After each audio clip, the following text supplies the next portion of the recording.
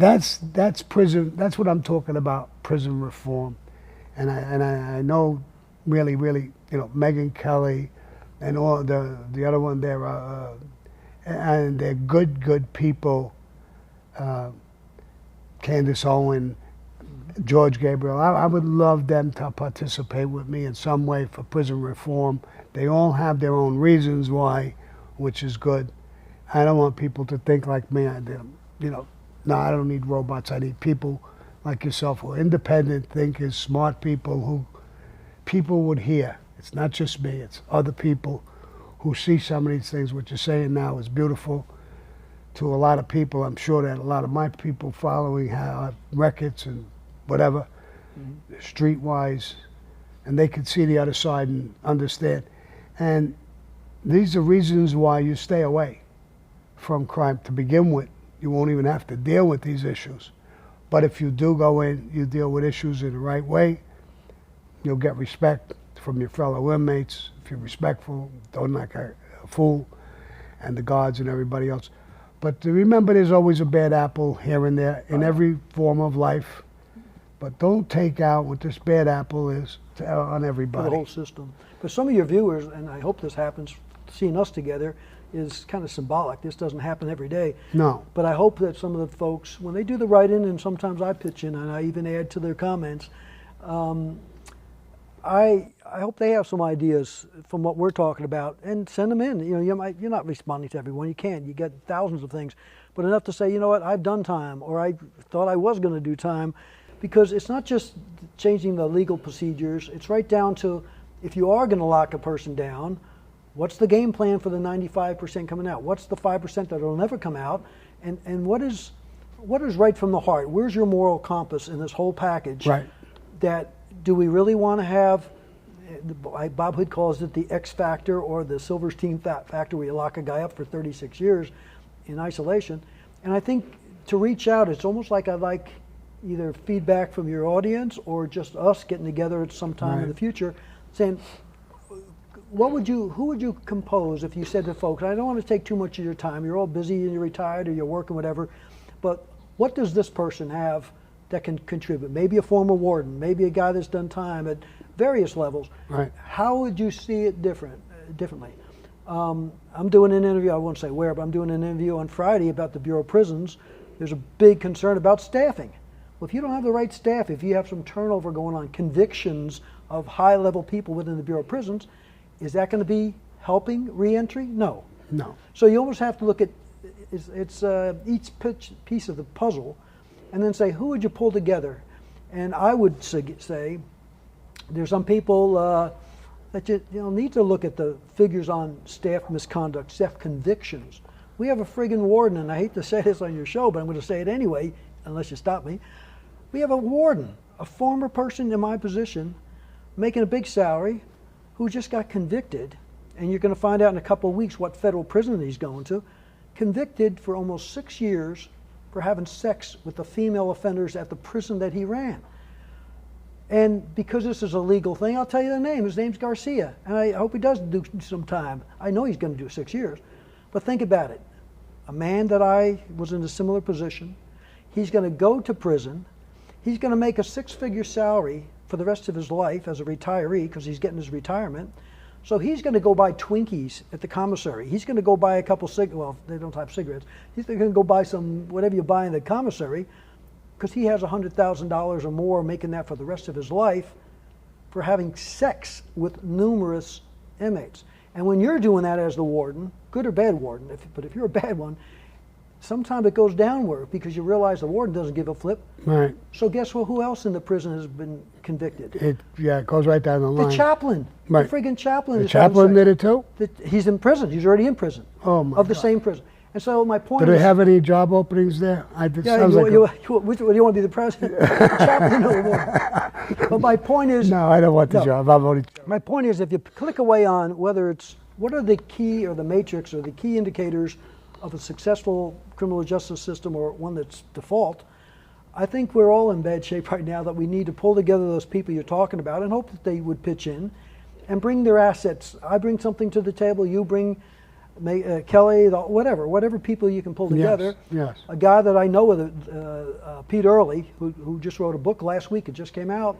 And I'm not plugging a book. I'm just telling you, no human contact about Silverstein and Fountain, the ones that killed a staff member, and who have not seen daylight in decades beyond the sentence they were gotten.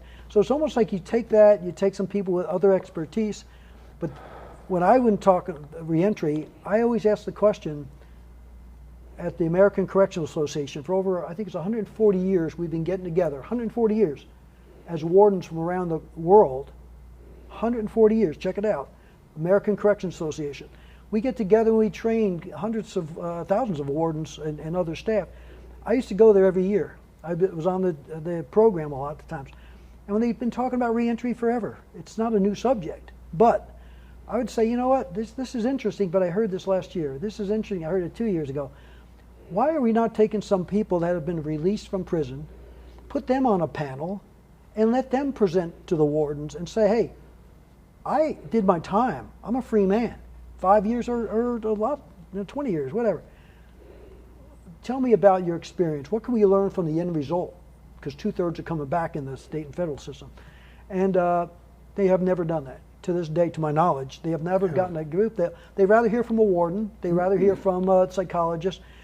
And the American Psychiatric or Psychological Association, whatever it's called, come on now, let's reach out and say, give the guy time, but when you're going to do that, especially if you're going to add the extra punishment, the X factor I talk about, it's having an impact on people that we're releasing. The 95% that are coming out, we're making some stone killers. We're making some people that messed up. 60% of federal people are drug-related offenses. But if we send them out in a bitter way, and if they don't have the skills, not everybody's ready to be told it's time for breakfast, get up at 6 o'clock, it's walk in a straight line, or whatever you might say. If you have some, I'm not talking about major mental illness, I'm just talking about you have some issues. I would have issues. I would have issues if I followed your footsteps and just go in the military. I didn't go in the military. I lucked out, and I say it that way. I got 359 or something like that in the lottery, and I kissed the ground. I didn't want to go to Vietnam, and right. I know what it is. But I think what happens is when you get this idea of reentry, it's at so many different levels. So many people talk about it, but it sounds like you and your group are doing we're trying to do that. And those two women I just said, Candace Owen and Megan Kelly, you get voices like that. They're good people in their own right, in their own groups, in their own whatever. And maybe if we get together, our voice becomes powerful enough not to be ignored.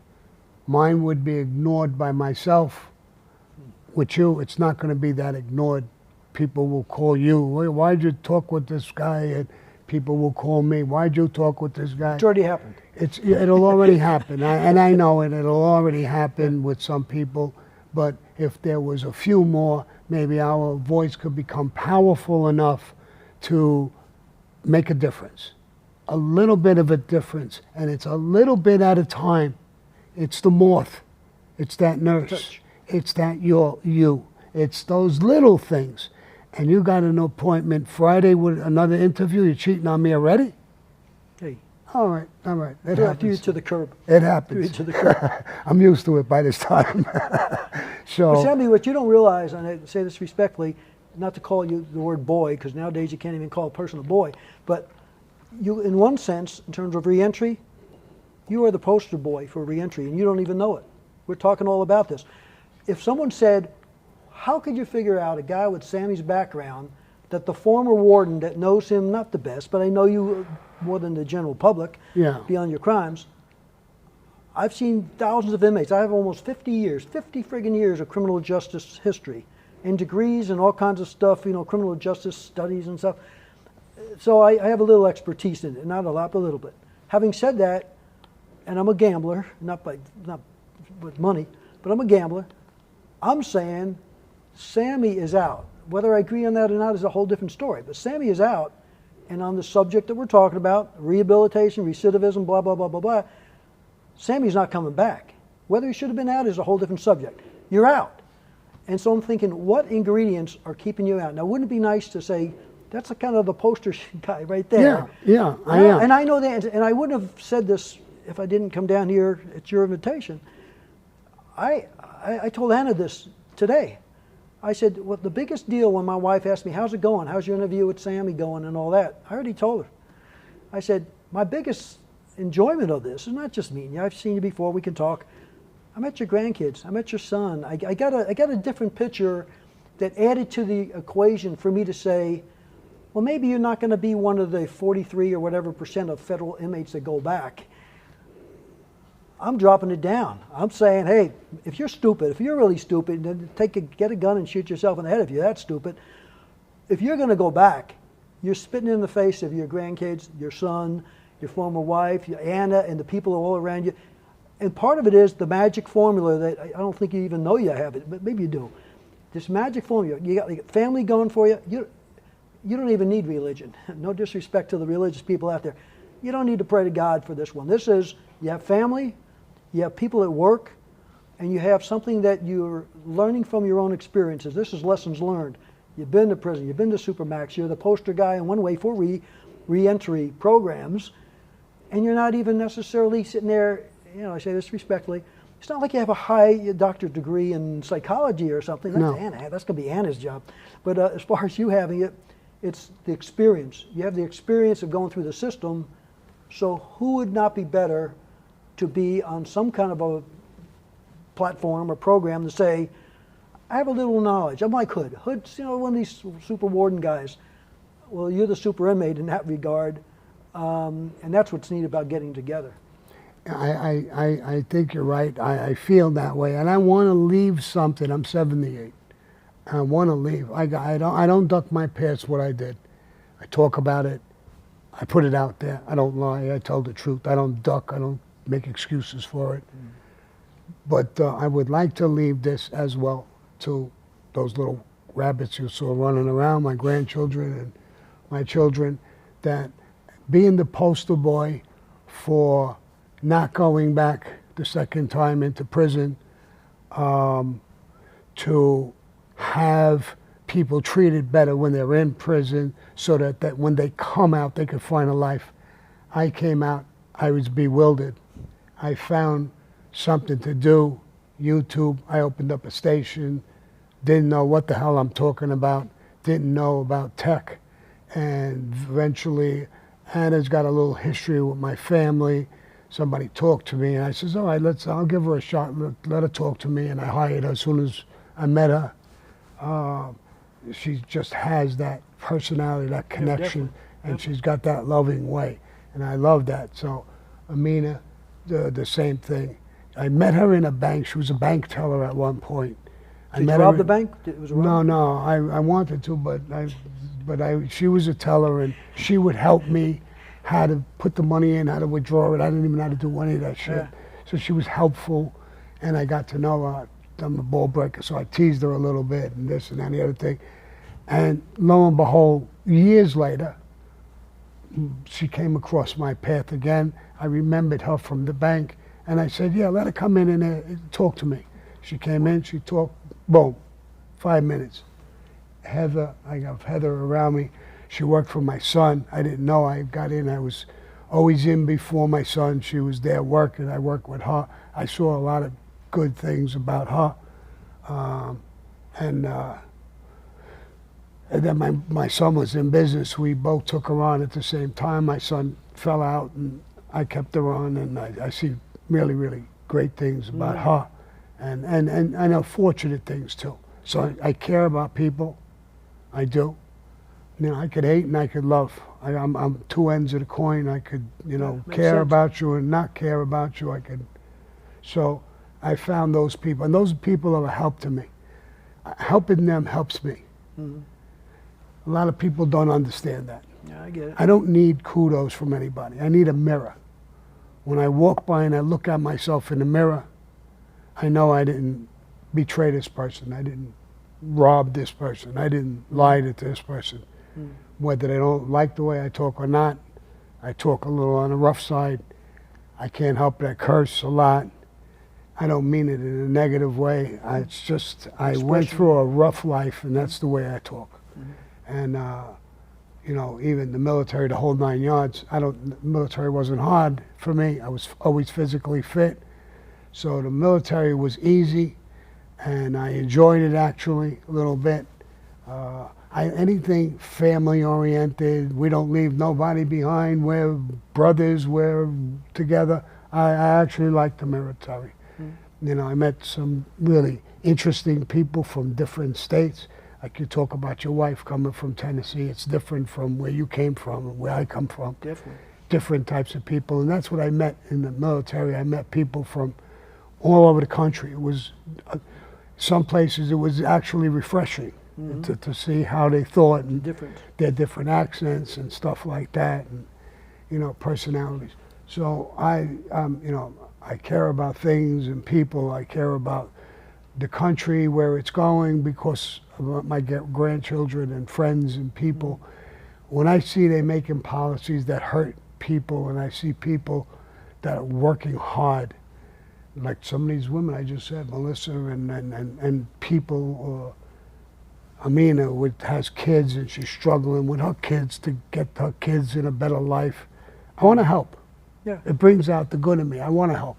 So she's actually bringing out the good in me, because I see it, and I want to help. I want to be there to help her. I want to, because I've done that. Right. I've been in her position. I've been down. I've been kicked, betrayed, put away. 22 years total of prison in my life. It's enough. When they tell me to talk to kids, it's hard to talk to kids who never got in trouble and tell them this, that, and the other thing. I sound like a hypocrite. So I tell them this. You want to be me? You want to be Sammy the Bull? Fuck it, do it. Get a gun. Go do whatever you want to do. I did 22 years in prisons. I was in 3 mafia wars, involved in 19 murders. I was shot twice, stabbed once. You're going to kill your best friend, or your best friend's going to kill you. Go ahead, jerk off. Go do it. Yeah. And that's better advice, because people will understand. Well, he's telling me the truth. Maybe this is what I'm going to go through. Yeah. And that's a deterrent. Yeah. Not some, be good, be an altar boy, be this, be that. No, that's all bullshit, not coming from me anyway. So I do it that way, and I'm dedicated to this. You know, I was with another guy, Pops. We used to call him a black guy. I got friendly with him. They thought I had cancer in prison. It was a mistake. And he heard it. And he started cooking for me. I said, Pop, why are you giving me cooking for me?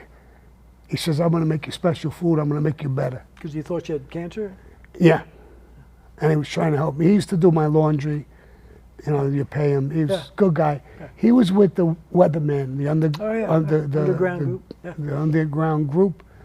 And a lot of guys came out and became professors and went to school. He never got out. He never got a shot, and he did a ton of years. He's probably, if he's alive, still in there.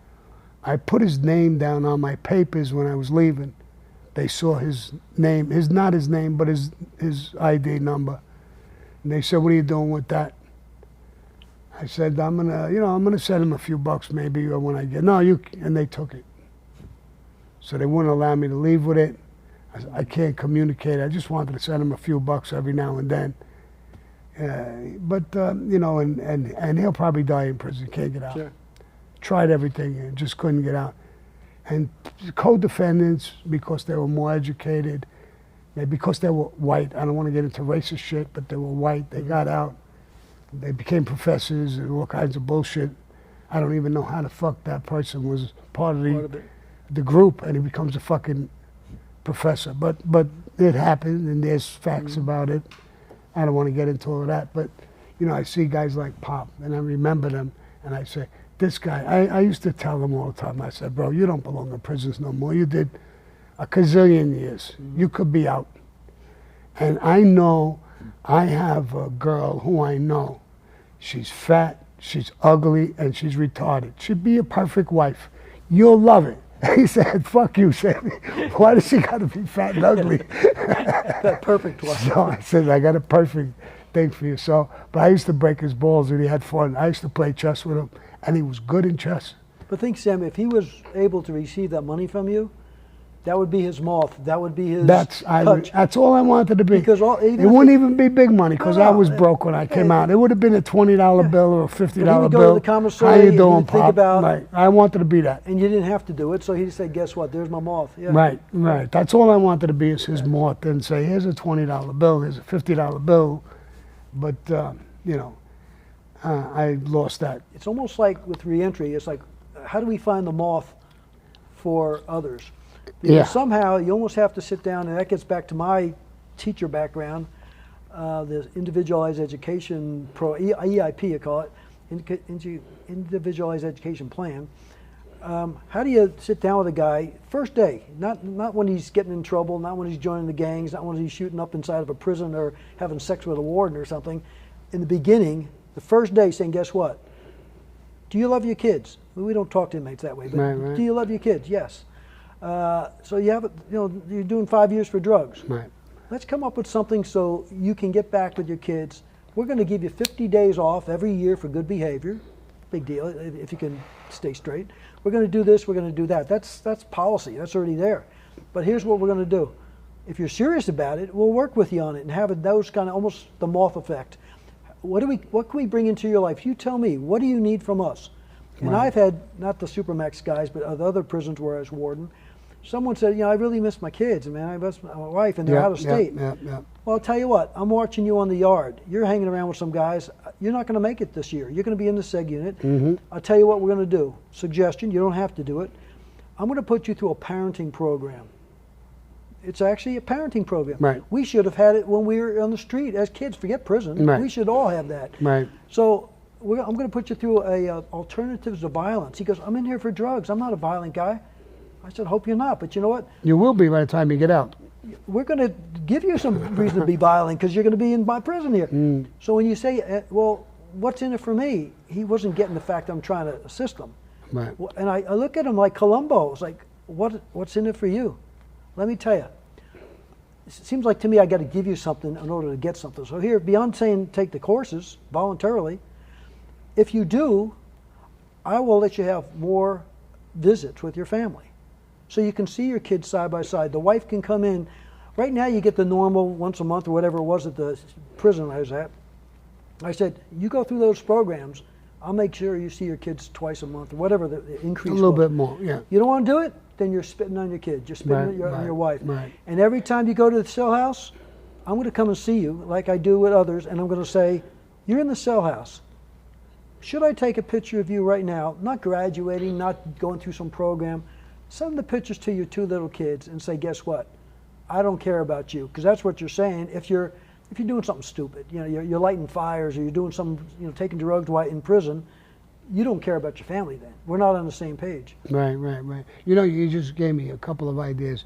I'm looking for Candace Owen and Megan Kelly and you and George Gabriel. What I should be looking at, especially if I got a group like that, is loved ones.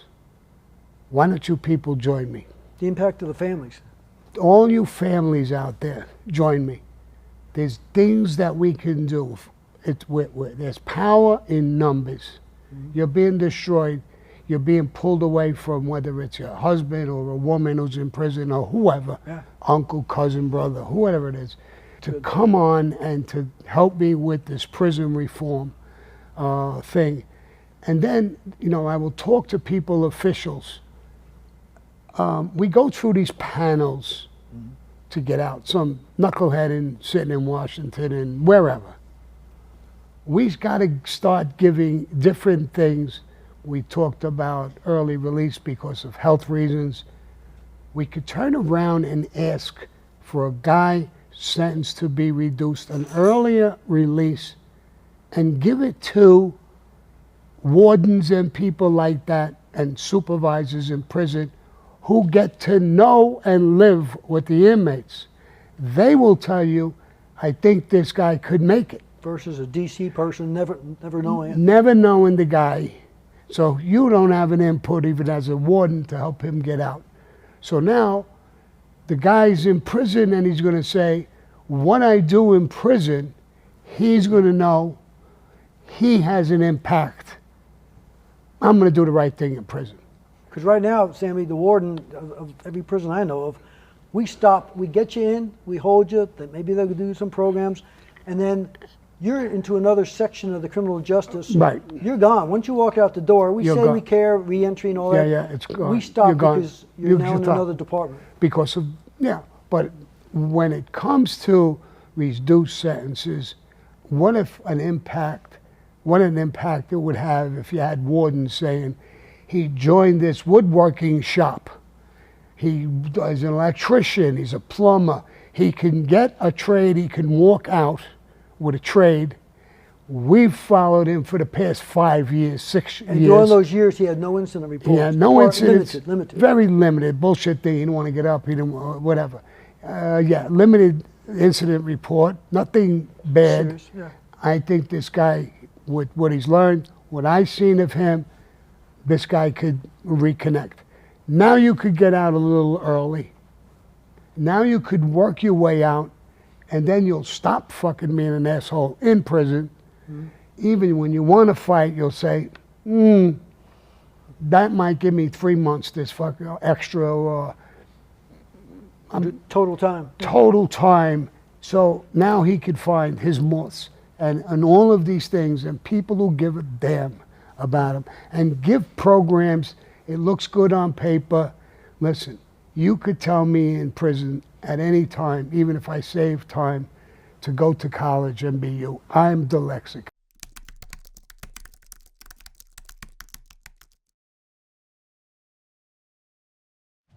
But if you said, Sammy, do this artwork, or and I do artwork, do carpentry, or do plumbing. Then you could, yeah. I would do that. Wow, I want to save 3 months, 6 months? Why not? And I'll learn about plumbing. I could go out and get a job. I could even open a business on my own. It gives you motivation. Give these people motivation. Care about our country. That is prison reform. All of you family members, join me. Join me. Join this Warden Bob Hood. Megan Kelly, come out with me. Candace Owen, join me. Well, yeah, whoever, yeah. Come on. Support the black people. You're a black woman. You're an intelligent woman. You're an honest woman. Come out. Fight for it with me. Help me. Mm-hmm. And whoever you are, religious people, come in. Offer some things. Unions, come in and talk to me. There's a lot of these guys, they're not going to go to college. Sure. They're not going to be professors. They're going to be good fucking plumbers or electricians or iron workers. But they got to get out. You got to get out. You can help them get out. Offer programs for them when they step out of prison. You give them a job, even as a fucking beginning job, at a low wage, and put them in some sort of program working, and they can become an A worker and get A pay. Apprenticeship, yeah. Yes, we can do this, and we can help our people. And think about it. When we have how many thousands or millions of people in prisons? We're paying taxes for this. Mm-hmm. We're paying for these people to be abused and sit in prison and become complete dummies, robots, and more dangerous. We could all help this problem. So just add to the reentry formula, even classification. Does everyone need to be at the super? I would even argue, does everyone need to be there? Does everyone need to be in a medium security when sometime it's, I gave you an example recently, not to pick on a certain warden because I know who he is, but there was a warden that I'm aware of, a federal warden. Someone threw an apple at him. So don't get me wrong, if we were still in the Supermax and I went by and you threw something, Sammy, I'm not going to shoot you, but you're going to pay the price up somehow. I'll take your TV away for a month, or I'll take away commissary. Right. You know, there's not and much those things are important. They're important to you. It's like taking your moth and killing your moth and right. smiling at you. Right. But right. in this case, if you threw an apple at me, and all of a sudden I say, okay, I'm a powerful warden, so let me go ahead and take, where's your family? They're living in this part of the country. Let me go and send you to a private prison 2,000 miles away. Why? Because now you won't see your 2 kids. Now you won't. Why? Because you threw an apple at me. That's too serious. Yeah. That's you know, for a person that's doing crime, especially like I say minor, but a drug-related crime, 5 years in prison, and you say to me, I'm going to take your kids away, you better not send that guy, got the 95% to get out, you better not put him close to that warden, because he has A grudge. a grudge. And so what we need to do is figure out what are some of those issues that we're creating, I hate to say monster. Someone said, how do you work at the Supermax? There was a guy, I shouldn't pick on it because you might know him, but I'll tell you who he is. He was one of my inmates, Jack Powers. He's out on the street right now. He did time at the Supermax. And I remember one staff member one time saying, Jack in the Box, joking around, you know, the old-fashioned wind-up thing. Mm-hmm. Yeah, Jack in the Box. We put him in prison. The guy came to prison, deserved to be there, bank robber type. Then he observed something, some crime that was happening in the prison, and tried to help a guy that was being killed. And then he was on the hit, you know, going to be hit.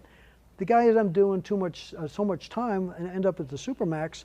Long story short is he was a guy that deserved to be in prison, a bank robber, sharp, clean-cut kid. If you brought him home to your daughter or something like that, you'd say, nice-looking guy, you know, whatever.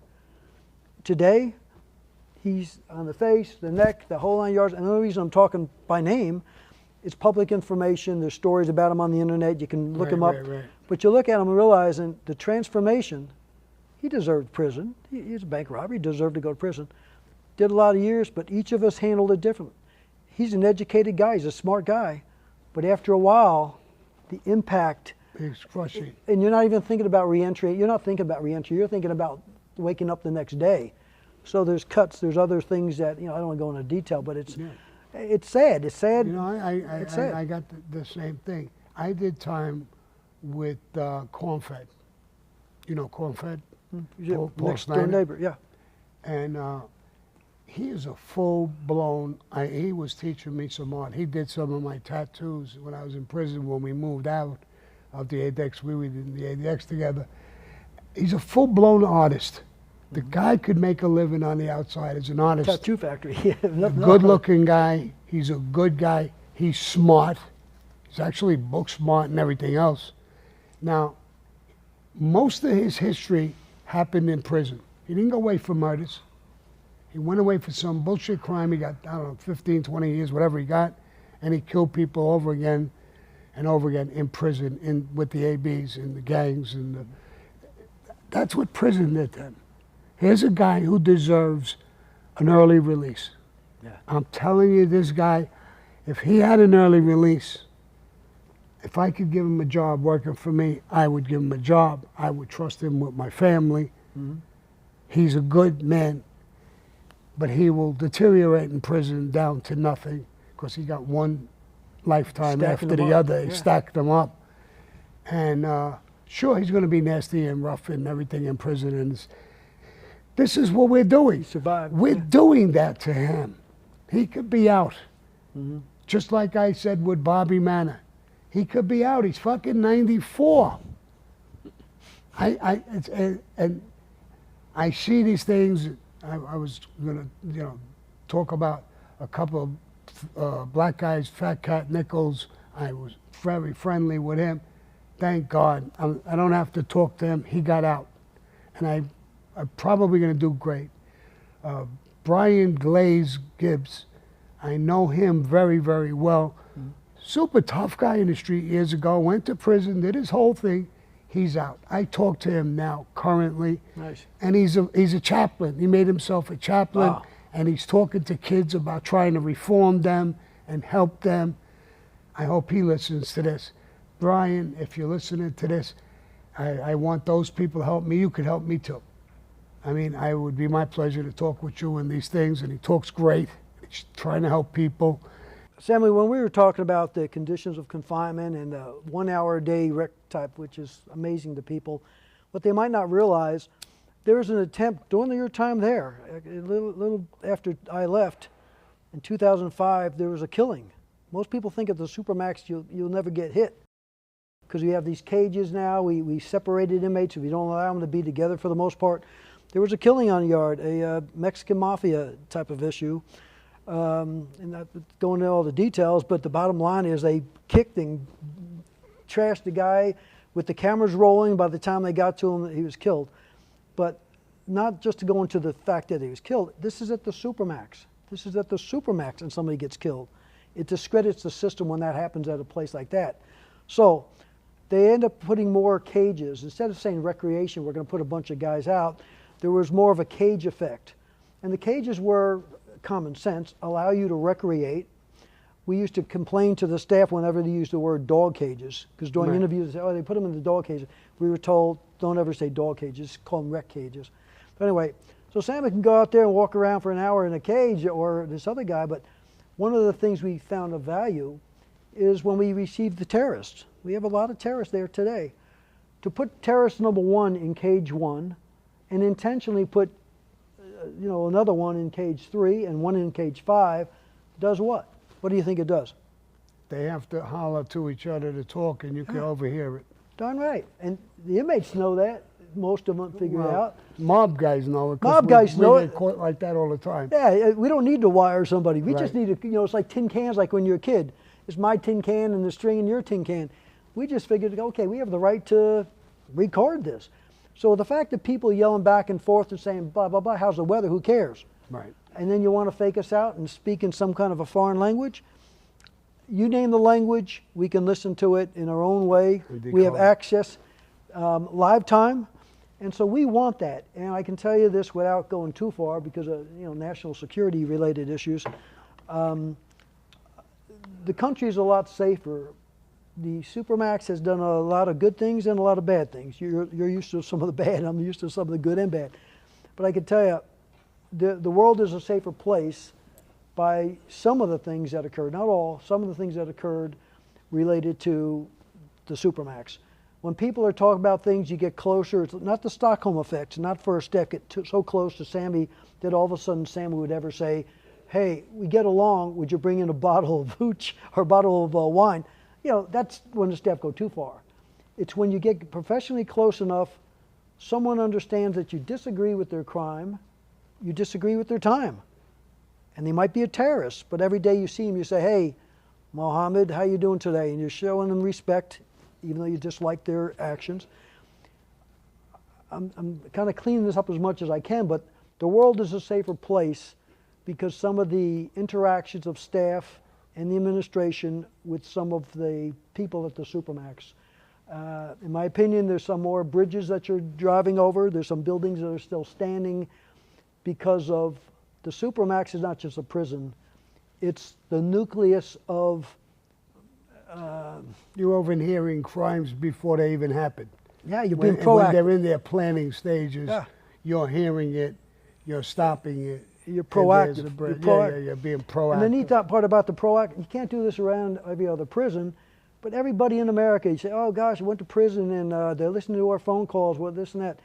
Almost every prison in America is recording the conversations, but it's reactive. They wait till someone brings in some marijuana, or they're having sex with the inmate, or they're trying to do an escape. After the 2 guys escaped from Dannemora a couple of years ago, at state prison up in upstate New York, then they go onto the telephones and realize they've been talking on the phones after the fact. Oh, they're going to escape? We can hear it. Right. Supermax was intended to be proactive, where you can listen to the conversations live. We're not going to let you talk to anyone. We're going to tell you who it is, and then we're going to listen as you're talking and recording it to see if you're telegraphing. So the world, even though it's a terrible place, the Supermax is a terrible place, it has helped national security in gathering information. And secondarily, get off this is, I hope your viewers know this, but there's only been 3 Supermaxes in history, federal Supermaxes in history, and they only last about 30 years. Alcatraz was Alcatraz, the prison, for about 30 years. Then now it's a theme park and whatever. Yeah. And then after about 30 years, what happened? Alleged escape. There were some issues with the place decomposing. It was hard to maintain out as an island. 30 years, they finally said, we can't call it the Supermax. We had escapes.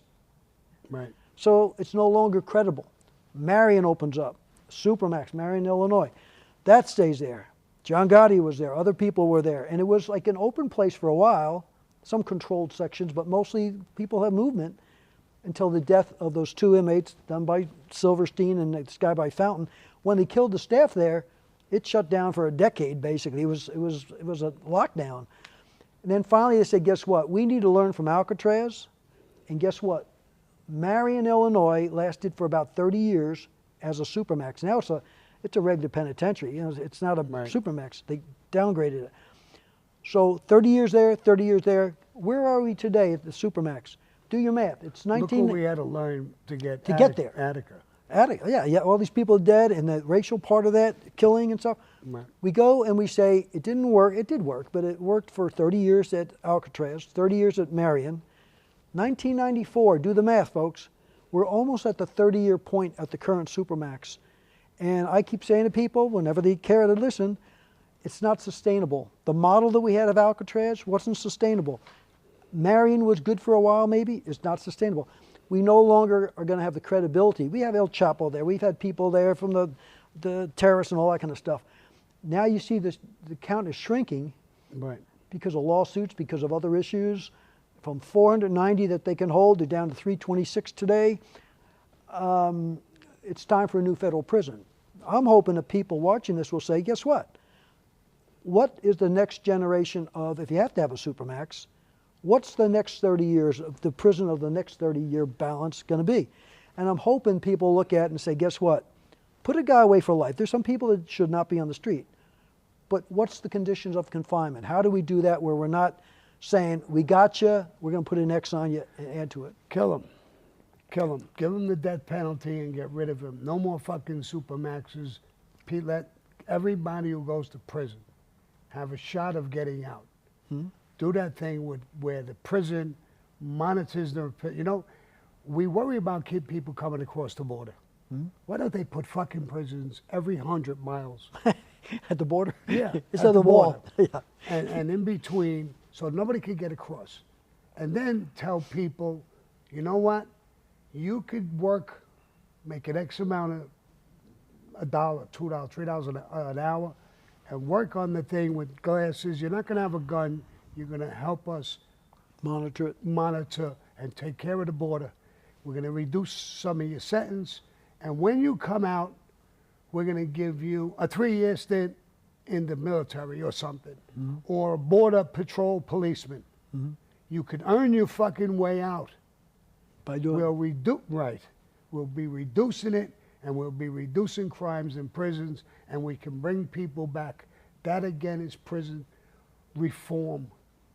And they'll not only have a job while they're there, making a couple of dollars an hour, they'll be protecting the country, they'll become maybe a little patriotic. Not every single one, but a majority of them, they come out, they'll have a job, either military, not front lines, back lines, giving supplies or doing whatever, be in the military. From the military, you can go to military hospitals, you can go further your education. There's a lot of benefits with the military, or you could become a border patrol agent if you're really super good. But earn your way to it. Earn your way to it and give them that track. Or learn a trade. Do something with the prison systems, not just punishment. Yeah.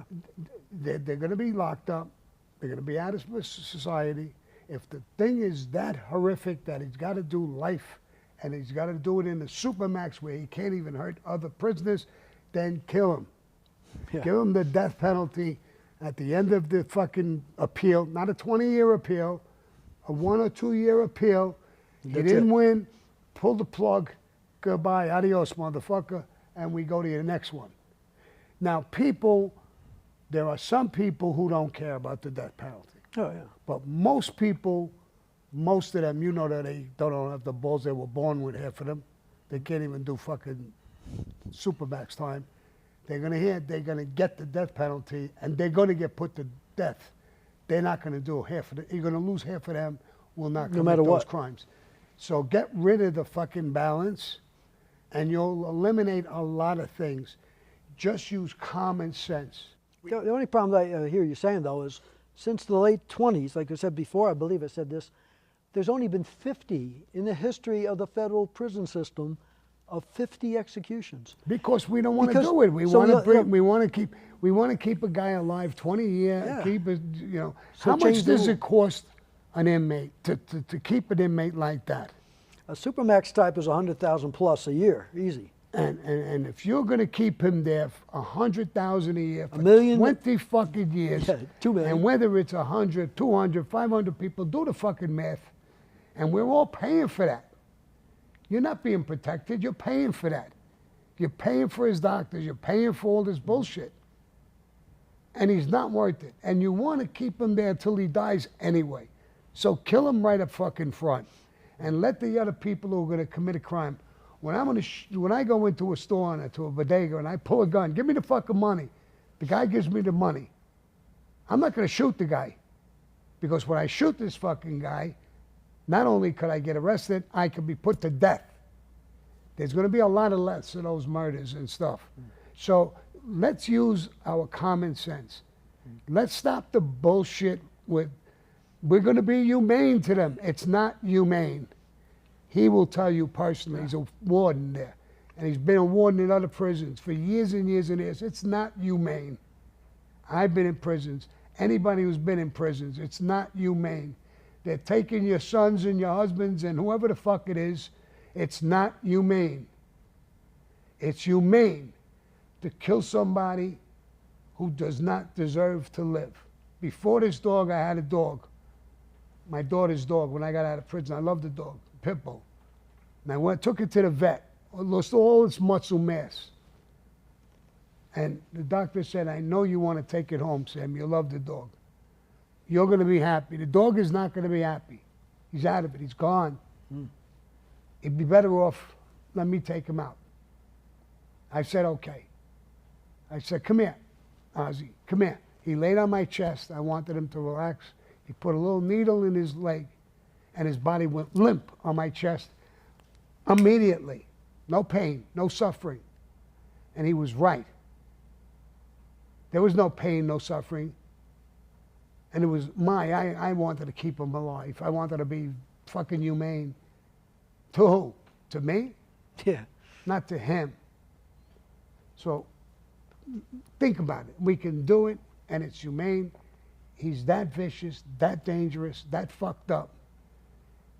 That little girl we talked about, 8 fucking years old. I was mistaken. When we went to lunch, it wasn't 46 different sperms. It was 67 different sperms in an 8-year-old little girl. I want to bite my fucking finger just talking about this. Stop it. Close the fucking border. That's what's going on. Stop the bullshit. We're going to be humane and let them come in all over the place. I saw a picture in Texas, a small town yesterday. When we edit this, I want that fucking film in there, what this town looks like. None of you in this country would live in this town. You can't even walk on the street for blocks. You on the sidewalk. You'd have to be walking in the street. How is this humane? To who? To the people who own businesses in that town? To the people who live in that fucking town and are afraid to come out of their house? What the fuck are we doing? So I hope this tape and this conversation reaches a lot of people. If you're interested in prison reform and straightening out some of this, I can't do it alone. Warden Hood can't do it alone. But he's got enough love for the country and being humane person. Join me. Join him. Join Candace Owen. Scream to her, to Megyn Kelly, to George Gabriel, to some other people. Come on, let's do this. We can do it. And we can stop spending this kind of fucking money. It's insane. I want to be the person, I would walk proudly with Bob Hood to shut the fucking ADX Supermax down. I would love to be there, standing there when they shut it the fuck down. And people could find a different way of life. And it'll be because of him. Ridicule him, God. It's because of people like him that this could happen.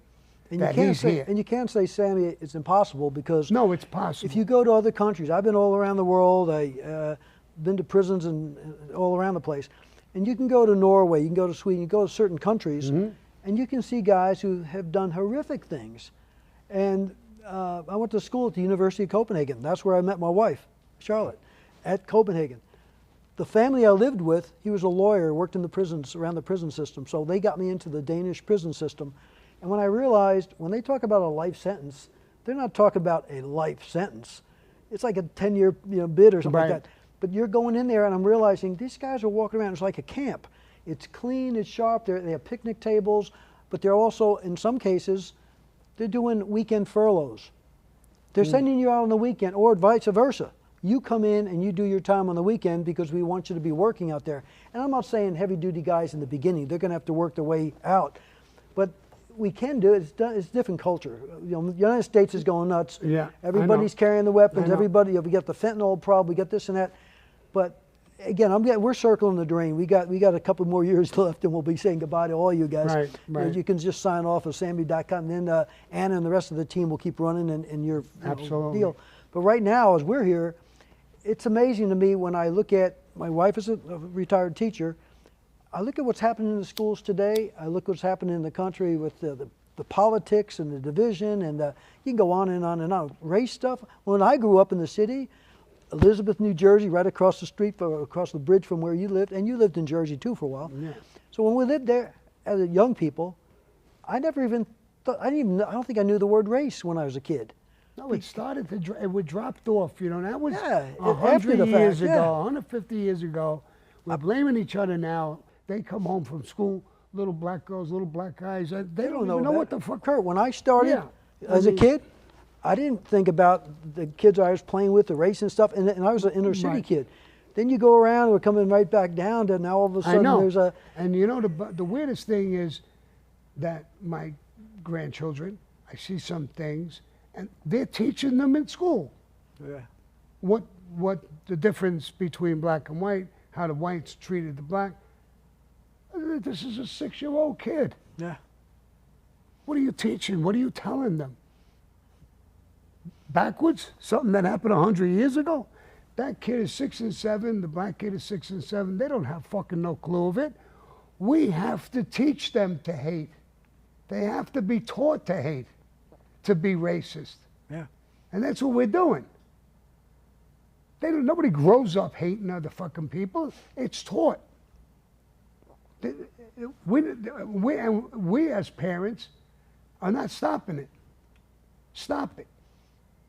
And the N-word, fuck the N-word. It don't mean nothing. Everybody and his mother uses that in prison. Unless you're calling that person, you call me a wop, a guinea. That's what I am. I'm Italian. I accept that. But if you come to my face and say, you fucking guinea piece of shit, bro, now that's my mother, my father, my race. Yeah. That's, now I want to fight with you, right? It's personal. I want to fight with you. I don't like it. But if you said, Sammy, hey, guinea, come here, I would give 2 fucks. And they don't care about the M-word in prison. I want to say that up front. Everybody uses it. Black people, Hispanic, everybody. I used it a couple of times. I went to see a unit manager, and he was calling for me. I was playing cards with a couple of black guys. I came back. What's happening? This end is always breaking balls. They all busted out laughing. What are you laughing at? I never hear you using the M-word. I didn't. He's not toward black. He's Italian. I don't even want him to say his name because I might get in trouble. But he's an Italian guy. He's not black, and I use that word. So it's all bullshit. And what we're teaching, we want to get over that. Like I said, I have a interracial granddaughter. She's beautiful. I love her. She's a great kid. And I don't want her to even hear this fucking bullshit. How could you brainwash her? I'm her grandfather. I'm white or brown or I'm a Sicilian. I don't even know what the fuck I am no more. It doesn't matter. It doesn't matter. Well, there's a book years ago, I think it's called The Belly of the Beast. And it talked about prison systems, and it's a classic book out there.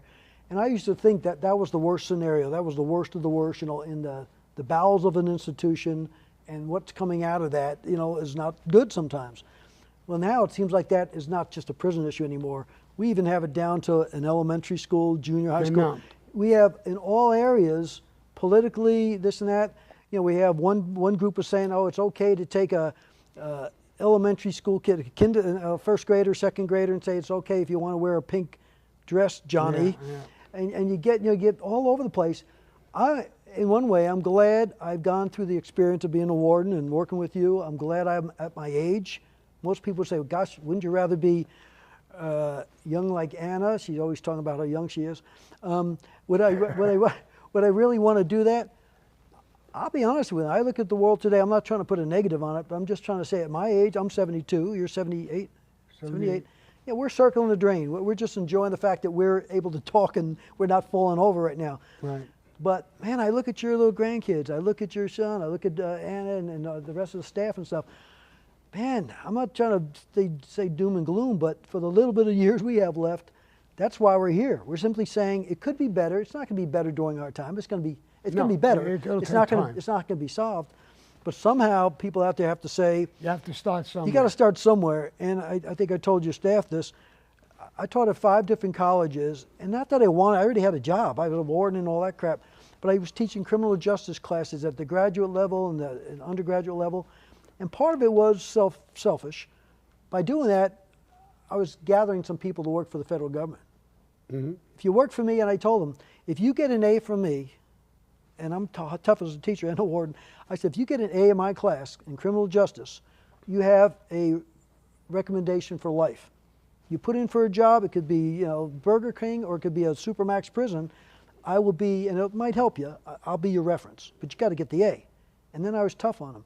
There's a lot of people working in the Bureau that have come through my little Bob Hood Academy, if you will. But I look at them now and I'm thinking, you know what? People don't want to go into law enforcement. People don't want to work in the prisons. No. And I'm not talking about just the correctional officers. Right. I'm talking about every different level. Right. Why? Some of it's what you see on TV, the misinformation about prisons. It's not Shawshank Redemption exactly. On the other hand, it's almost like you earn what you get. Where an inmate told me one time, he says, when some of your staff look ugly and they curse at us and they tough mean, you need to walk around, warden, with a mirror and stop them and say, do that again. Because when they express that anger towards us and they're adding to our crime, they're adding to our punishment, and because they have the authority because they're behind bars, both sides, right. You're just looking back. You're seeing back what we're giving you. You look ugly, you get ugly, right. Like in the mirror. And I've said to so many staff, I said, these inmates today are more sophisticated, and the whole world is changing, but these are more sophisticated. When you're screwing with an inmate, making noises, waking them up at night, you're going beyond what policy requires. You have to realize people now are sneaking in, not just cell phones, they're all over prisons now. The SIMS card within the cell phone, the little card that's in there, they're putting it on their tongue, they're meeting their wife or whatever, and they're passing it through their body. They're actually getting information so they can say to someone like me, so Bob, how do you like, a warden, how do you like living in such and such area? How's your wife doing, this and that? They can have thousands of pictures on their tongue, through their body. Nobody's caring about getting marijuana, it's legal now. They're not trying to sneak marijuana through their butt. They're taking a SIMS card, or they're doing drones, dropping stuff into the prison with drones, all crap. Yeah. But when you pass out that, the guy that comes up to any person in prison, low security, high security, and thinks because they have authority, because we can screw with you, add to your punishment. I got power, so I can make you feel like crap, no matter what you're doing. Right. For the inmate that looks back at the staff member and says, you know what, how's Samantha? How's your 6-year-old doing? Yeah. Now they probably be written up. Scary. It's probably will be written up, and you'll probably get in trouble. But if you're doing time, if you say, by the way, that's a pretty white gate you have in front of your house, and that black car that you have is a really good-looking car with the license plate, that's on the SIMS card. It doesn't take much to have a family member or a gang member or whatever out there to pass that. So the world has changed in a technological way, but, and I know I don't give credit to an inmate that doesn't deserve it, but if you ever get a chance, read the manifesto for the Unabomber. He killed people, he deserves to be in prison, he maybe doesn't deserve to live. But when he wrote that manifesto that he went to prison for, and he's blowing up people and stuff related to it, I read it. Years ago, this young kid who wrote, I think like 17-year-old or something like that, wrote Frankenstein. Now it's movies, it's books, it's a classic. Well, if you read the manuscript from the Unabomber, it's the same thing. It talks about technology. It's good. We're sitting here filming. It's all using technology and all that kind of stuff. But I got to tell you, in the Shelley book, it talks about how technology is made this monsters used to have make a Frankenstein type of thing. Right. And the badness, the good and the bad of technology. This whole thing from the guy with a doctorate degree and a super guy in Berkeley, the Unabomber, talks about technology is good, but the other side of it is it's going to hurt us. Now, I'm not awarding the guy for his writings or blowing up people, but if you ever read that, it's coming about today. Oh, it is. We are sitting there, and you can go, I will put money on it. If we can go down the street to the local restaurant, and we'll walk in there, what time is it? Now 2:30, a little bit later towards dinner. You go in there to a restaurant and look around while people are waiting. 50%, I'll put money on it, 50% are looking at their phones. Go to the airport, it's 90%. And the little kids, not your grandkids, but little kids are walking around with their cell phones. And then everybody with COVID and everything else, it's no longer in the belly of the beast, just in the prison setting that we're making some bad stuff happening. No, it's all over the place. It's not just the United States. We have a problem. Yeah. So we're talking about reentry. What they're coming out to, guys from prison coming out to, they're coming out to a world that is really not the same that they went in with. No. I reading something the other day that they're making these robots who are going to replace people. They Artificial intelligence.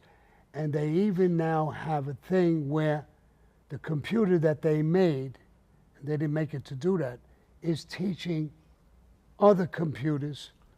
So they're not learning. Scary. It's not being, what do they do Resource. with it? It's not made by, when they make a machine, what do? They put the input in, they what's the words?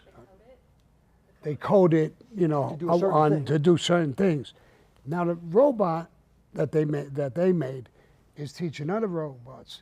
So we're not coding it. The robot is coding it in a different way.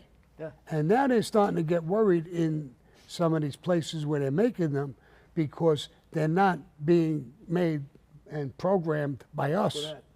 They're being programmed by another robot. Now there was movies about it with one of those guys, Will Smith or somebody, did a movie. Yeah. Is this going to become a fucking reality someday? But Sammy, there's reality when you look on TV. I know. I haven't seen this yet, but on TV you'll see this lady sleeping. The car's going down the interstate 65 miles an hour, and she's sleeping in the car because it's driving itself. It's already out there. Oh, that's. And people are videotaping and saying, "Give me a break." I'm not ever. I mean, I'm going to go to my deathbed without having a car where I'm going to fall asleep and it's driving for me. No, not me. Because what we're doing is the intelligence is now going beyond what we're capable of handling. Right. And I think that's what Kaczynski, even though he's a nutcase, that's one of the things that he was preaching. You know who's talking about it? And I don't forget Kaczynski. I mean, I give him credit if he's done that far back. But who's the richest guy on the planet? Oh yeah. Elon Musk is saying this could be the worst thing that has ever happened to us. Yeah. Advanced intelligence, because these things could turn on us. Yeah. Now I saw another guy. It said, it sounded crazy. He says, you get a cop, stops you for speeding or whatever you're doing. You could talk to the guy, may give you a break, may not give you a break. You have a conversation. When a robot stops you, there's a rule, and he's computerized. He don't want to hear shit. And if you don't listen to him, he may take out a gun and shoot you. Oh, gosh. Yeah. Because that's what he's programmed to do. Yeah. So you're being defiant, you're arguing with this robot. This thing is a robot. It's not a person anymore. Takes out a gun, boom. He was defiant, he was resisting whatever, and he just shoots you. Yeah. This is dangerous shit we're playing with. And if people don't think this is some sort of a reality, think back. I think when you were a kid, I know for sure when I was a kid, going to another state on a plane or another country on a plane was I would turn around and say, what the fuck are you talking about? We're going to fly to another country? Are you crazy? Yeah. And I was a kid, they were still around. There were some horses and wagons and delivery guys, and people delivering ice. We used to wash clothes, my mother on a washboard. Yeah. I mean, there's a million things that I see. When I went to prison, there was no cell phones, no YouTube. I'm out 5.5 years and I did almost 18. When I went in, there wasn't these things. When I came out, I said, it's, you know, I knew what it was. I heard about it in prison. My prisons, we didn't have it. I'm still fucked up with it, just the tech. I mean, so look where we've come in such a short period of time. Your lifetime. And now in my lifetime. So imagine another 20 years from now. These things may become reality. Yeah. And I mean, I probably won't see it. I'll be 98. Bob may, hopefully he'll see it. He'll be a 92. Maybe he'll see it, maybe he won't. But you, Anna, or other people, you or Amina, no, you're what are you, 60? Oh, stop. All right, I'm only teasing. The millennials. Yeah, they're millennials. But you might see it in another 20 years. You guys will see it. And you have, you know, I mean, we have no idea what kind of people or planet we're going to be on. But your kids, because I heard about your backgrounds, both of you, and Yeah, they your got staff, kids. and you, your grandkids and stuff. Yeah, if They're going to see you it. don't do it, if you don't do it for yourself, you got to do it for them, and You know, that's why. I say it on my programs. I say, you know, someday, you guys who are in your 40s, 30s, and 40s, I hope that when you're in your 60s and or our age, in your 70s, early 70s, that your grandchildren or your children don't turn around and say, where in the fuck were you in 2023? And why didn't you stop this? Yeah. I looked at history. You had it made. Why did you let it get to this point? And you're going to say, I should have stopped it then. 10 years after that, there was no stopping it no more. I couldn't stop it. So it's rolling downhill. It's just rolling downhill, and you're not going to have the power. Now's the time for us to have a little bit of power to do prison reform, change certain things, and become human beings again. We're not animals, we're human beings. We have a chance to become one. I'm glad I'm talking like this because at one point in the street, for a while, I was an animal. I'm not anymore. I'm a human being. But look at the collateral damage of when you think about a guy going to prison, especially if you're messing with them. You know, you're doing crazy time, then you're adding the impact of staff and other issues. I always look at the visiting room.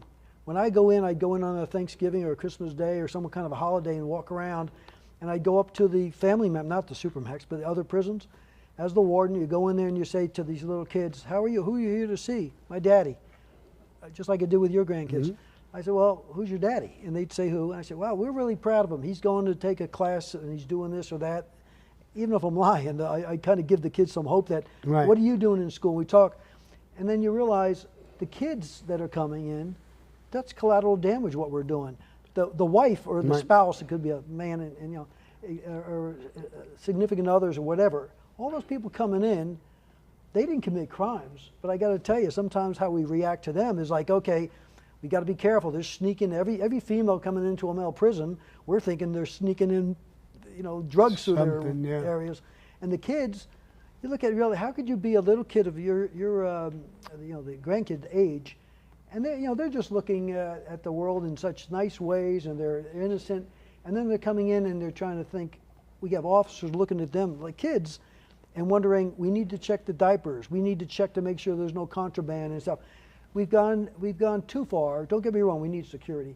But one of the big pushes I had related to the reentry is, since the Quakers were running prisons, it's the custody and treatment. We need to be on the same page. It's either you're all custody, lock them up, I don't care, I want to rock and roll when I join the prison system. I'm, you know, this security part. And part of my brain is into the security. It has to be. But part of it is the treatment. If we can pull people together and say, guess what? The person's going to be in prison. Can we all have some, what kind of training do staff need? How about some mental health training for all staff? So we look at a guy when he's fragile of any level, of any custody level, but someone who's really going through a crisis and maybe not talking about it, maybe just exhibiting signs. And I'm not a psychiatrist or psychologist, neither you, but I can tell you this. There's a lot of meltdown going on in prisons that you might not have the breakdown right there, but when they come out, because of all those things that they're adjusting to, it adds to it. And when they come out and realize, you know, I hate to say it, but when a guy goes to prison, normally there's if it's not too long, there's someone waiting normally.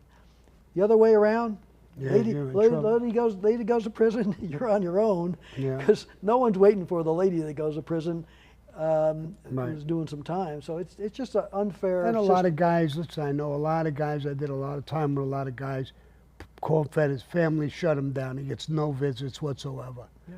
His family, he was so happy, I was with him, that his nephew, his sister's kid, or whoever it was going to come and visit him. I think he did one visit, and she said, I'm done with him. I don't want my kids to grow up around him, and shut down. He's got no fucking visits, none, zero.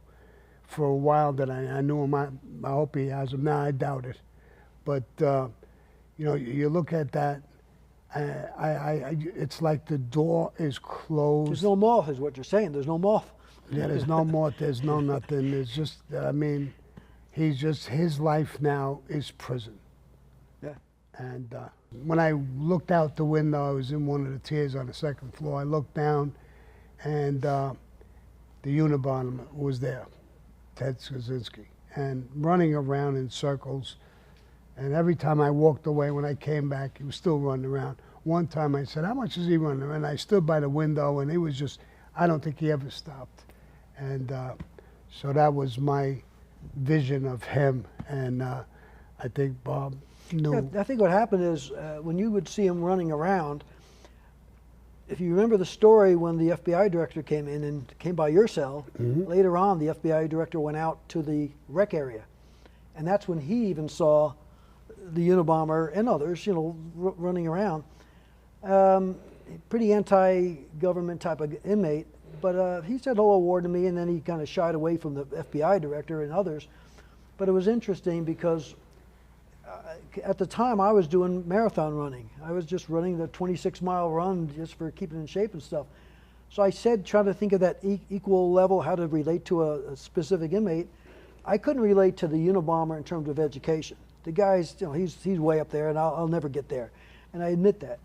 But I knew I ran. That's the only thing we had in common that I knew of. And he wasn't very verbal. You know, he was just very quiet, hermit type. But I remember saying, how long do you run, or how far do you run? I only run an hour because that's all you let me run, is what he said. Well, I thought about it, and I said, well, your brother is in Washington State or somewhere in Oregon, somewhere out in the West, and you ought to go and run in circles and try to, you know, it's only an hour, but try to figure out the distance of that. Long story short is, I guess he took me up on it, because when the FBI director came around, and he's looking around and he's talked, you know, he came by your cell, came by some other cells, when he saw this guy running in a circle, and he wouldn't talk, the Unabomber wouldn't talk to the FBI director, he just looked at him. But I remember him saying something to the effect, I said, how you doing, Kaczynski, or Ted, or whatever I called him, and he said, I'm at Walla Walla. Well, anyone that's not in the prison business, or didn't work at my prison at least, like the FBI director would say, boy, that guy must be a little out of it. He thinks he's at Walla Walla. I knew what it meant. Right. The inmate knew what it meant. So I had to say to the FBI director, each inmate, each staff member, we have a reason to tick. We have a moth, basically, out there. And if it's just nothing else but the time that you're running for an hour, if you're doing multi-life sentences and you have this on your mind that you did kill people and you have a brain, which he does have, to go ahead and say run the distance and he's only so far there, it's because, you know, I gave him something to look at, you know, a suggestion on that part. And my wife Charlotte, she went ahead and, you know, she had these elementary school books, and you know, you have those puzzles when you're a kid. It's not real complex. There's like 15 things. You have like sections of the country and it's showing all the things. Well, I can look there, and I couldn't give them a real map, but to go and say, guess what? Yeah, why don't you run from the Supermax to say hello or I'm sorry or something to your brother who gave you up. So, you know, each of us have our own way. I'm not saying my way is the best, but it's almost like, how do you bring in, like you did and I think I did, how do you bring humor into a pathetic situation? Right. And it's when the guy's having a broken glasses, like I mentioned before. I mentioned an issue about a guy having a broken glass, and then he's going to throw feces at me. That same guy, because of the former teacher, prison teacher in me, when I went by and said, by the way, Freddie, or whatever, what are you working on? He goes, I said, every time I come by your cell, I want you to give me an example. I used to give him a word problem, and he'd answer it. He said, Warden, I got to talk to you. He goes, I'm learning fractions. I'm learning fractions. Now listen to me. I have 24 teeth. That's the denominator. And your officers knocked out 4 on the top. So that's the numerator. He said, so I have 4 over, he would do a math problem related to prison. And it was, some of it was not really what happened. I go by and I had a prison person, it wasn't the FBI director, go by this guy who was going to throw feces. He was talking about his glasses, now he's talking about math. And I'm trying to go past the cell kind of quickly. He goes, Warden, what do you need? I got the people here. He goes, I know we like to practice our word problems. You have, I forget the number, you probably know better than I. I have 14 bars in front of me. Tomorrow when you come by, 4 out of the 14 are not going to be there. So 4 over 14 or 2 over 7 is the fraction. The kid's almost pissing in his pants. He's like happy to say, I know fractions. Now to the visitor, I can't remember who it was some distinguished person. I'm walking by, he goes, why is this inmate talking? Is he nuts?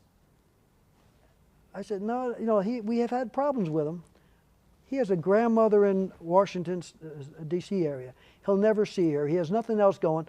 So for me to walk by and say, by the way, I told him, I'm a former teacher. I taught for like 12 years in prisons before I ever moved up to warden. He's learning something at the 7th grade level, 6th, and not even that, the fractions, but his pride. When I asked your granddaughter, I hope you don't mind me bringing her up in front of the group here, but no. When I was sitting by her showing, we were talking about dogs and her bunnies she has, and her brother was adding to it. She said, she didn't call me Mr. Hood, she didn't know exactly my name, but she said, I know math. She was so proud to tell me 1 and 1 is 2.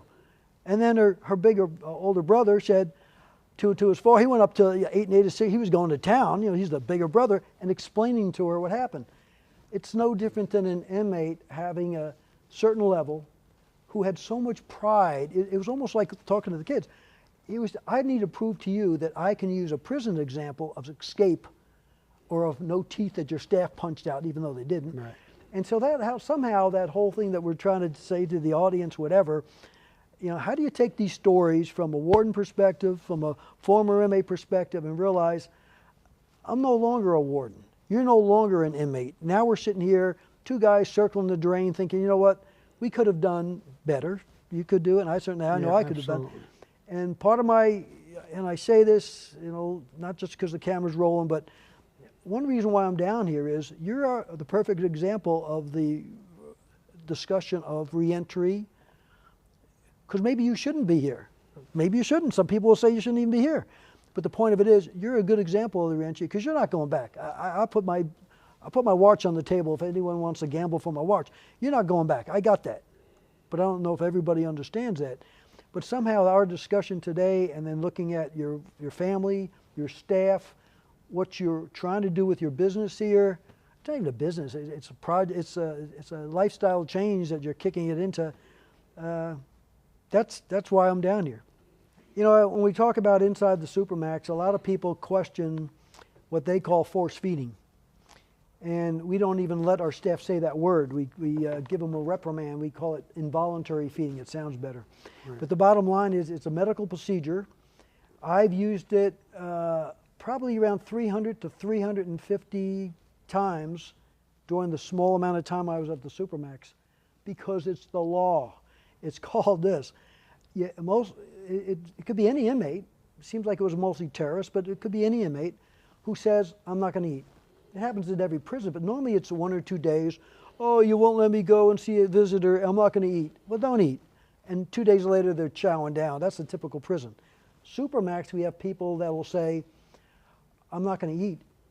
And they don't do it for a week, 2 weeks, 3 weeks. So we have a medical doctor assess them. And then we do it. It's all videotaped. It's a chair. It looks like the little electric chair. It's a restraint chair. They're in a restraint chair. We have a staff suited up. They all recognize their names. We all say, do you have any injuries? It's all videotaped, 100%. Everything is videotaped. And we say to the inmate, do you want this tray? And it's whatever's the food for the day. Are you going to eat your meal? No, sir. If you don't, we're going to provide you with Ensure, or whatever the product. I shouldn't advertise the product, but it's Ensure.